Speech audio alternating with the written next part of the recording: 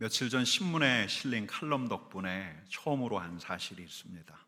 사자, 라이온. 이 사자의 사자가 개사슴록 스승사가 들어가 있어요. 한자 안에. 동물 중에서 스승사자가 들어간 건 사자가 유일합니다. 근데 더 파격적인 건 자자예요. 자자.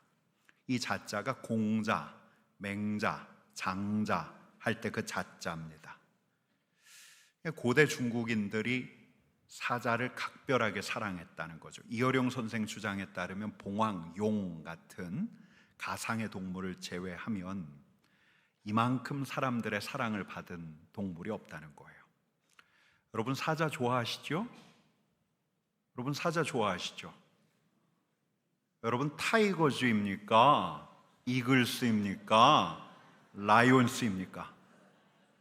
여러분 우리 라이온스 아닙니까? 여러분 사자의 눈은 인간의 눈을 많이 닮았다고 해요.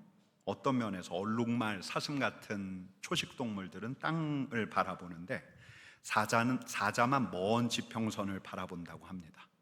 지금 당장의 눈앞의 먹이보다는 저 멀리 어딘가를 응시하는 게 사자. 지난주에 이 글을 읽어서 그랬을까?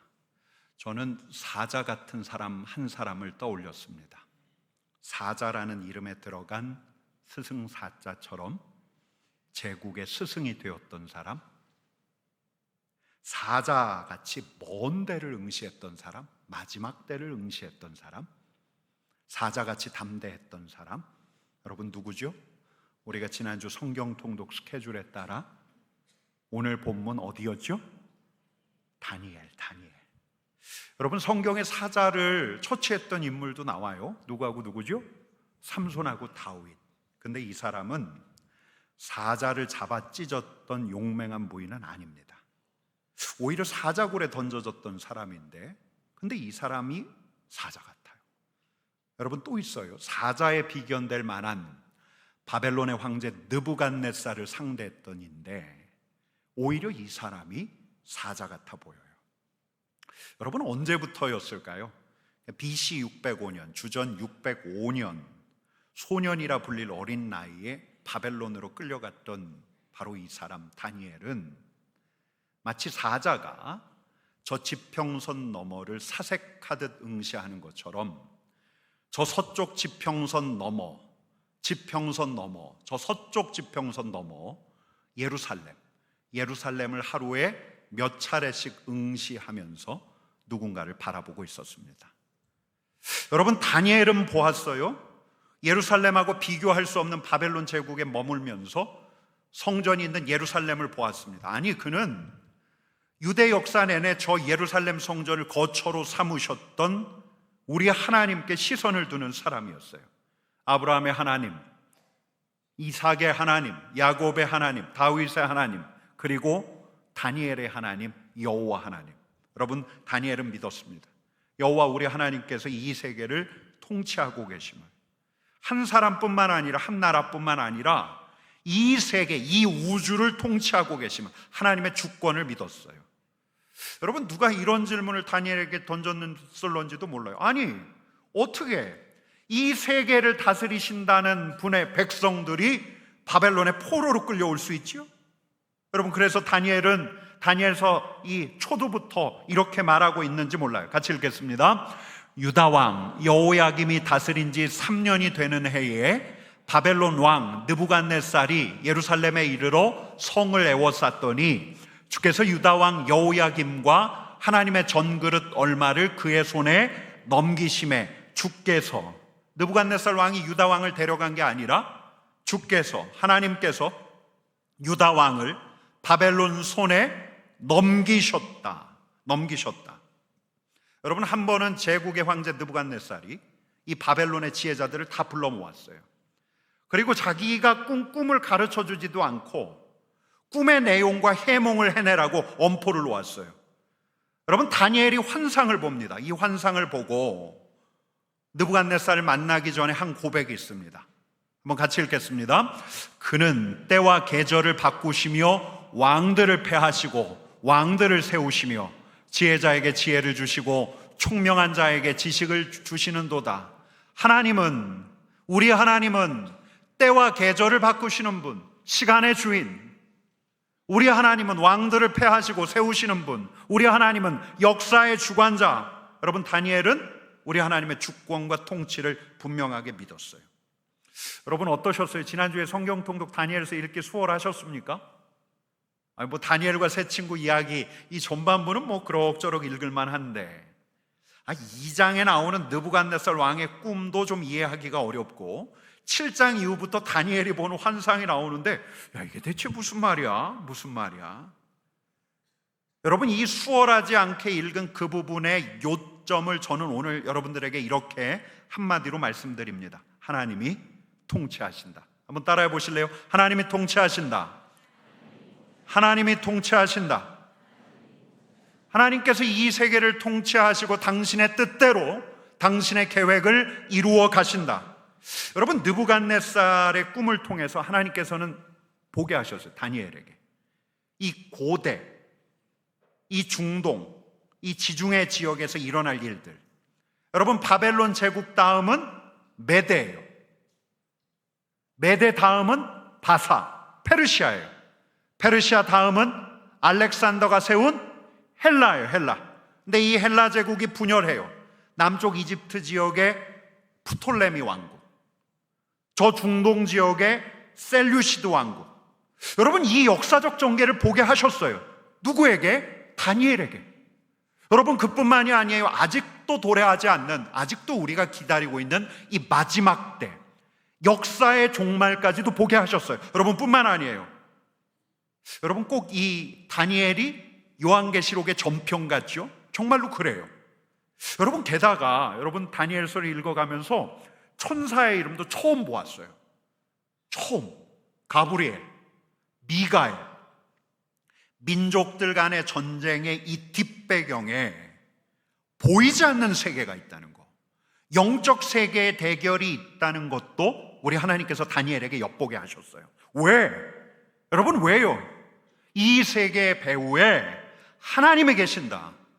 우리 하나님께서 이 세계를 다스려 가신다. 여러분, 유대의 역사를 보면 아주 불경하고 가증스러운, 치욕스러웠던 일로 꼽히는 사건이 있습니다. 다니엘은 기원전 BC 605년에 바벨론으로 끌려갔어요. 6세기 사람이에요. 근데 다니엘 훨씬 후대 BC 167년, 주전 167년에 이 알렉산더의 헬레니즘 제국에서 나온 북방의 셀류시드 왕국의 안티오쿠스 4세 에피파네스. 에피파네스 뜻이 이 신의 화신이란 뜻이에요. 이 사람이 정말 가증한 일을 해요. 여러분, 바벨론에서 돌아온 이스라엘 백성들이 예루살렘의 성전을 지었습니까? 짓지 않았습니까? 지었죠. 수룹바벨 성전을 지었어요. 근데 그 수룹바벨 성전에 그리스의 주신 제우스 신상을 세워요. 여러분 뿐만 아니에요. 그 제단에서 이스라엘 백성들에게 부정한 짐승으로 취급되던 돼지를 제물로 바쳐요. 여러분, 유대의 이 경건한 하나님의 백성들은 물었을 거예요. 아니, 대체 어떻게 이런 일이? 여러분, 근데 이 일이 예고된 일이었어요. 다니엘서를 통해서. 예측 불가한 일이 아니었어요. 하나님께서 그 일이 일어날 것을 이미 알고 계셨어요. 경건한 이들은 도무지 이해할 수 없는 그 가증스러운 일, 이 역사적 사건마저도 하나님의 주권 아래 있구나. 이걸 다니엘서를 통해서 확인했던 거죠. 여러분, 다니엘은 믿었습니다. 하나님이 다스리신다. 이 세계의 흥망성쇠가 우리 하나님께 달려있다. 하나님이 통치하신다. 여러분 믿으십니까? 여러분, 다니엘은 믿었습니다. 하나님이 통치하신다. 하나님이 다스리신다. 여러분, 하나가 더 있어요. 다니엘은 소망했어요. 하나님의 승리를. 여러분, 하나님의 승리야말로 거룩한 백성들의 승리였어요. 여러분, 다시 말씀드리지만 바벨론 다음이 메대 다음이 페르시아 바사왕 고레스를 우리가 알고 있어요. 그 다음이 알렉산더의 헬라. 그 다음 그 두 왕국이 두 개로 분열이 되는데, 여러분, 이 고대사는 정복과 강탈의 역사였어요. 여러분, 그런데 다니엘은 이야기하는 거예요. 이게 우리 하나님의 주권적으로 진행된 하나님의 역사다. 여러분, 다니엘은 알았어요. 하나님의 다스림을 보면서 하나님께서 이루어 가실 하나님의 미래를 보면서 하나님께서 영원한 하나님의 백성들의 나라를 세울 것을 다니엘은 소망했어요. 여러분, 이 바벨론 왕 느부갓네살이 어떤 꿈을 꾸죠? 꿈을 꿨는데 큰 신상이 서 있어요. 머리는 순금, 가슴과 두 팔은 은, 배하고 넓적다리는 놋, 종아리는 쇠, 발은 흙과 쇠. 여러분, 이렇게 큰 신상이 서 있는데 어디선가 돌 하나가 나와서 이 신상을 산산조각을 내버려요. 여러분, 다니엘은 이렇게 해석합니다. 순금머리는 느부갓네살 당신이 세운 제국 바벨론, 은으로 된 가슴은 그 다음 제국, 노수로 된 배와 넓적다리는 그 다음 제국, 쇠로 된 종아리는 강하기 이를 데 없는 그 다음에 올 제국, 쇠와 진흙으로 된 발은 분열된 두 왕국. 여러분, 아까 말씀드렸던 것처럼 이 제국은 바벨론, 메데, 바사, 헬라에서 나온 두 왕국으로 해석할 수가 있는데, 여러분, 어디선가 돌이 날라와서 이 신상을 산산조각내요. 그게 뭔가 우리 하나님께서 세우신 영원한 왕국. 여러분, 다니엘이 바벨론 이 꿈을 해몽해 주면서 뭘 소망했을까요? 온다, 결국은 온다. 영원한 우리 하나님의 나라가 결국은 온다. 여러분, 7장에 나오는 다니엘의 환상도 이와하고 아주 비슷한 구조예요. 악한 세계의 질서를 평정하고 새로운 세계를 여시는 분을 다니엘이 보는데, 여러분, 다니엘서 7장 13절 말씀 같이 읽겠습니다. 내가 또 밤 환상 중에 보니 인자 같은 이가 하늘구름을 타고 와서 옛적부터 항상 계신 이에게 나아가 그 앞으로 인도되매. 여러분, 옛적부터 항상 계신 이가 누굴까요? 하나님, 여호와 하나님, 이 세계를 창조하신 하나님, 그 하나님 앞으로 인자 같은 이가 가는데, 그 다음 대목 7장 14절 말씀 같이 읽습니다. 그에게 권세와 영광과 나라를 주고 모든 백성과 나라들과 다른 언어를 말하는 모든 자들이 그를 섬기게 하였으니 그의 권세는 소멸되지 아니하는 영원한 권세요 그의 나라는 멸망하지 아니할 것이니라. 여러분, 이 권세를 입은 이가 누구입니까? 여러분, 이 인자 같은 이가 누구입니까? 여러분, 이 세계의 불의를 근절해버리고 악한 제국을 심판하고 거룩한 백성들의 왕이 되신 분이 누구세요? 여러분, 누구시죠? 여러분, 마태복음에서 우리 주님께서 이렇게 말씀하고 계십니다. 같이 읽습니다.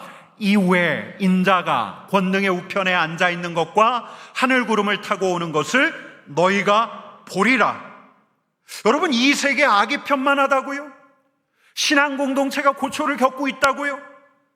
신앙 공동체가 파괴되고 있다고요? 하나님의 백성들이 너무 어렵고 견디기 힘든 시간들을 보내고 있다고요? 여러분, 다니엘은 본 거예요. 인자 같은 이의 승리를 본 거예요. 하늘과 땅의 모든 권세를 가지신 분이 세우실 영원한 나라를 본 거예요. 소망하지 않을 수 없는 거예요. 신앙 공동체가 지금은 비록 이렇게 어렵고 암담한 시간을 통과한다 할지라도 우리 하나님의 주권은 변치 않는다. 그리고 영원한 나라를 우리 하나님께서 세워가실 것이다.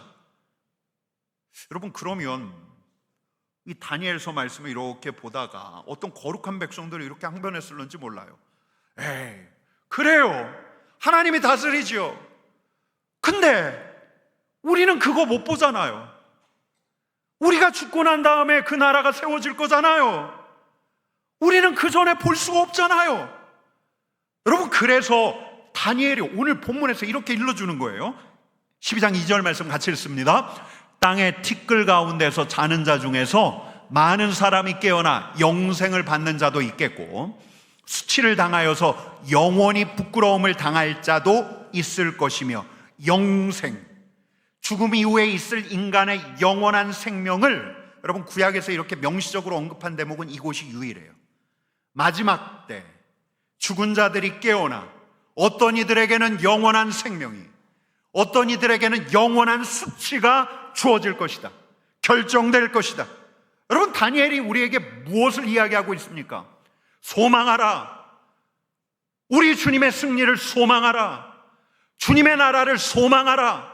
소망하라. 영생을 소망하라. 최후 승리를 소망하라.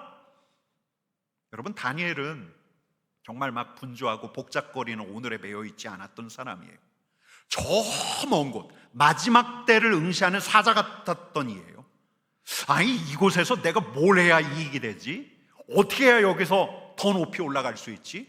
더 부유하게 당당하게 살아갈 수가 있지? 이런 걸 생각하기보다 하나님이 다스리신다, 하나님의 주권을 믿고 악과 불의로 참담해진 이 세상 안에서 아직 먼 거리에 있는 것 같은, 그래서 평범한 이들에게는 손에 잡히지 않는 최후 승리, 최후 승리를 응시하는 사자 같았던 사람이에요. 여러분, 제가 오늘 너무 큰 얘기하죠. 오늘 여러분들에게 너무 큰 이야기를 하는 것 같아요. 역사, 또 이 세계 종말에 대한 최후 승리 같은 주제.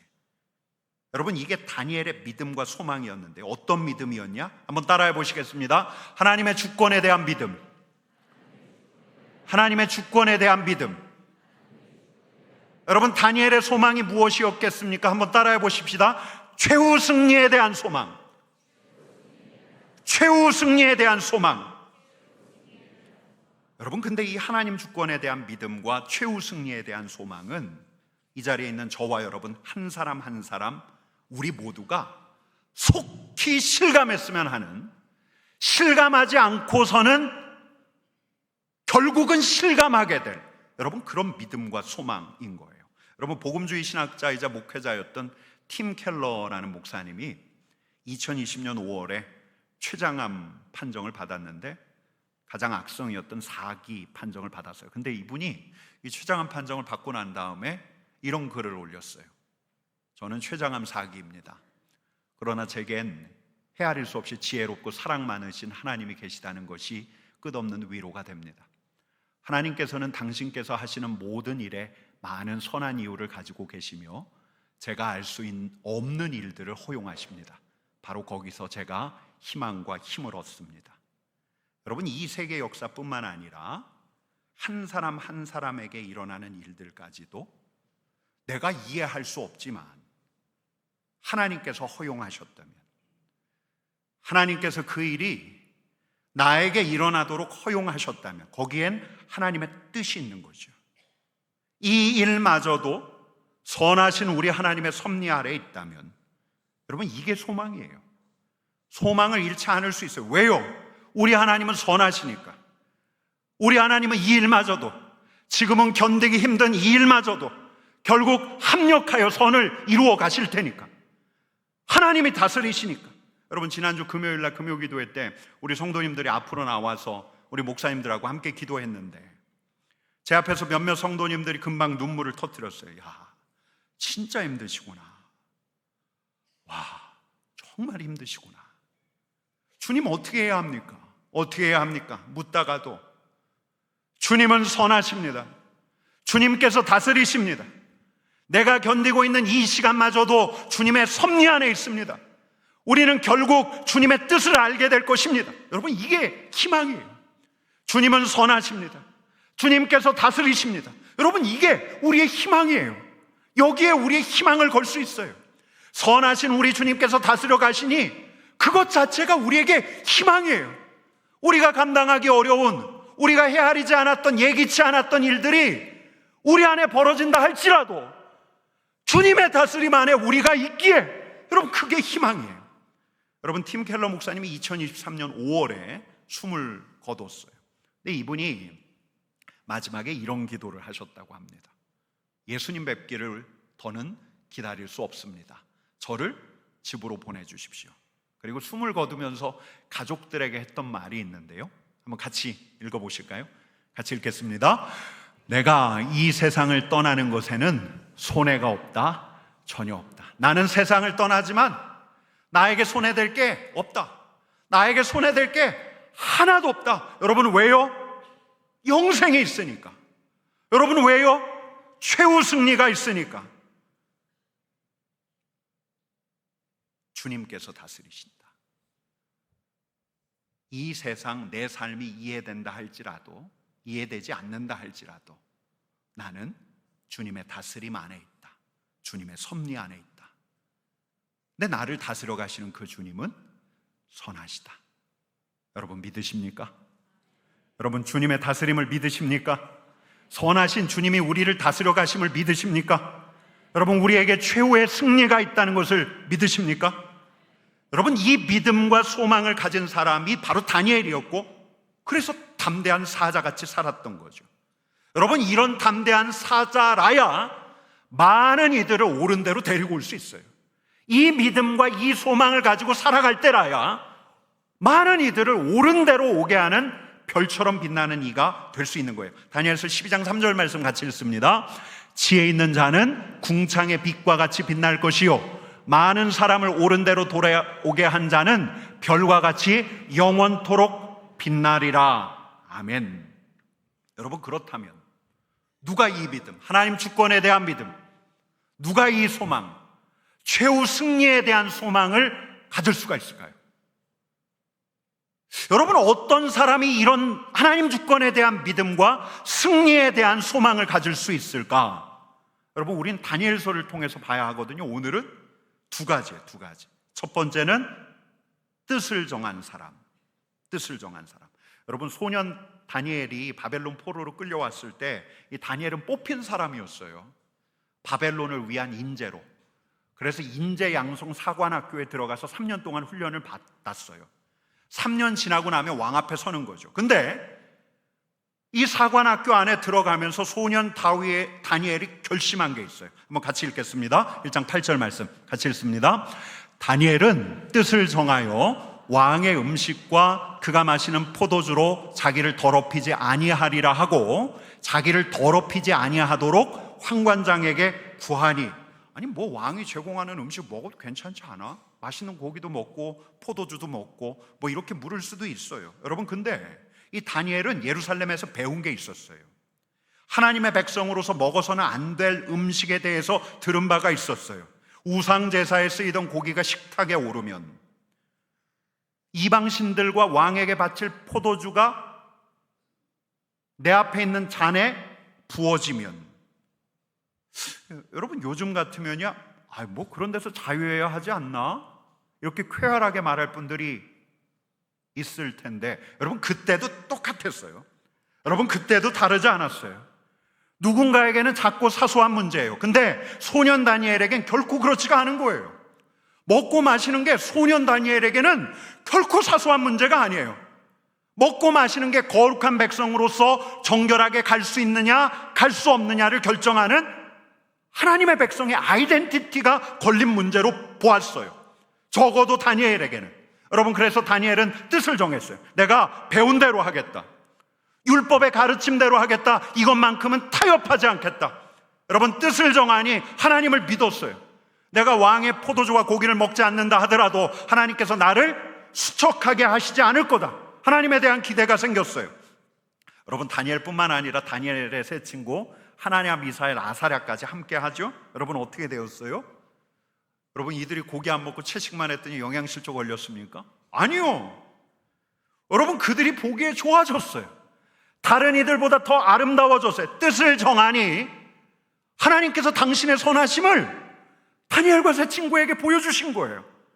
하나님이 얼마나 선한 분이신가, 하나님께서 그들을 다스려가고 계신다는 걸 이들에게 선명하게 보여주신 거예요. 여러분 이들이 외모만 좋았던 게 아니에요. 하나님께서 이들에게 이해력과 통찰력을 주셨어요. 여러분 뿐만 아니라 다니엘에게는 환상과 꿈을 분별하는 능력까지도 더해 주셨어요. 여러분 어떤 목사님이, 한 은퇴하신 목사님과 자동차를 타고 먼 길을 동행하게 됐는데, 이 연로하신 은퇴 목사님께서는 운전을 참 좋아하셔요. 취미가 자동차 운전이에요. 5시간 걸리는 거리를 당신께서 직접 운전을 해서 이 젊은 목회자를 태우고 가시는데, 그날 드라이브가 끝날 무렵에 이 은퇴 목사님이 이런 말씀을 하시더래요. 아니 나는 젊을 때부터 자동차 운전을 참 좋아했어요. 자동차 타는 법을 터득했지. 자동차가 거친 길을 달리면서 자동차가 흔들리면 나도 따라서 흔들리는 거야. 자동차한테 나를 맡기는 거지. 자동차가 흔들리는데 내가 흔들리지 않으려고 꼿꼿하게 굴면 피곤하기만 해. 근데 인생도 똑같아. 세상 흔들리는 대로 흔들려야 인생살이가 편해져. 온 세상이 흔들리는데 나 혼자 꼿꼿하려고 하면 피곤해. 알아들을란가? 그러시더래요. 근데 이 은퇴 목사님의 이 말을 목사님이 듣고 이 목사님은 그렇게 살지 않기로 뜻을 정하셨대요. 그러면서 그분이 책에 이런 말을 쓰셨어요. 인간의 퇴장은 등장이요, 바른 퇴장과 등장만이 역사의 지평을 새롭게 함을 믿기 때문이다. 여러분 어떻게 생각하십니까? 저는 이 말에 이런 말을 덧붙이고 싶어요. 바른 퇴장과 등장만이 우리 하나님의 선하심과 하나님의 다스리심을 실감할 수 있기 때문이다. 세상의 흐름이 어떠하든 우리 하나님 앞에서 부끄럽지 않게 남들 하는 대로 다 해요. 그렇게 그냥 세상 흘러가는 대로 따라가요. 남들이 하니까. 이렇게 하지 않고 뜻을 정하여 세상의 흐름이 어떠하든 하나님 앞에서 부끄럽지 않게 이것만큼은 뜻을 정한다 하는 사람이야말로 하나님의 선하심과 하나님의 다스리심과 그토록 바라는 하나님의 함께하심을 경험할 수가 있어요. 여러분, 이런 사람이 사자가 되는 거예요. 여러분, 이런 사람이 새로운 역사의 지평을 여는 빛나는 별과 같은 사람이 되는 거예요. 뜻을 정한 사람. 여러분, 두 번째는 기도하는 사람이에요. 여러분, 이 전국적으로 유명해진 기도회가 있죠? 11월에 하는 거. 우리 교회도 몇 년 같이 했었는데요. 뭐죠? 다니엘 기도회. 그럴만해요. 다니엘서를 쭉 읽어가다 보면 다니엘은 정말 기도하는 사람이 맞아요. 어려운 상황에서 기도를 부탁하고 다니엘이 먼저 기도에 앞서고 어떤 곤란한 상황을 마주한다 할지라도 기도만큼은 포기하지 않고. 여러분, 제국의 경쟁자들이, 이 다니엘의 경쟁자들이 다니엘을 어떻게 해서든지 끌어내리려고 했어요. 근데 다니엘을 보는데 흠과 결점을 찾기가 참 어려워요.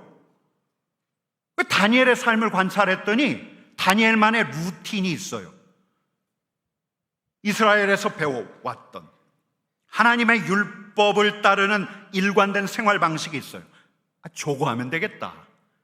다니엘의 기도를 문제 삼기로 해요. 여러분, 그래서 이 제국의 경쟁자들, 관리들이 황제를 충동질해서 황제가 자기의 위엄을 과시할 만한 금령 하나를 반포하도록 하는데, 여러분 어떤 내용이죠? 30일 동안은 황제 외에 다른 신에게, 다른 사람에게 기도하면 사자굴에 넣는다. 여러분, 다니엘이 어떻게 하죠? 이렇게 합니다. 같이 읽겠습니다.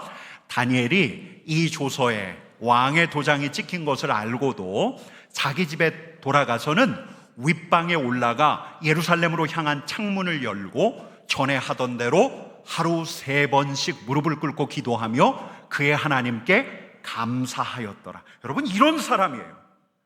여러분, 하나님께서 누구에게 당신의 뜻을 알리실까요?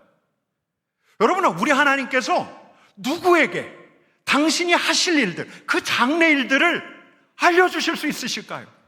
여러분, 기도하는 사람이에요. 여러분, 아까 말씀드렸던 이 팀 켈러 목사님 기도에 대해서 쓴 글이 있는데요, 이분이 기도했어요. 아침 기도, 하나님의 말씀을 묵상하고 오늘 할 일에 대해서 우리 하나님께 아뢰고 청원하는 기도, 한낮 기도, 잠시 시간을 내어서 자신의 상태를 점검하면서 하나님, 내가 오늘 너무 불친절하게 살아갑니다. 오늘 내 마음이 너무 완고합니다. 고하는 한낮 기도. 그 다음에 저녁 기도가 있는데요, 저녁 기도는 회개 기도예요. 하나님, 내 하루를 돌아보니 이런 어려움들이 있습니다. 여러분, 근데 제가 지금 이야기하는 게 우리랑 비슷하지 않습니까? 아침 인사, 오늘 묵상, 저녁 참회와 감사, 하루 3번. 여러분, 우리가 이 팀 켈러 따라가고 있는 겁니까? 여러분, 아니에요.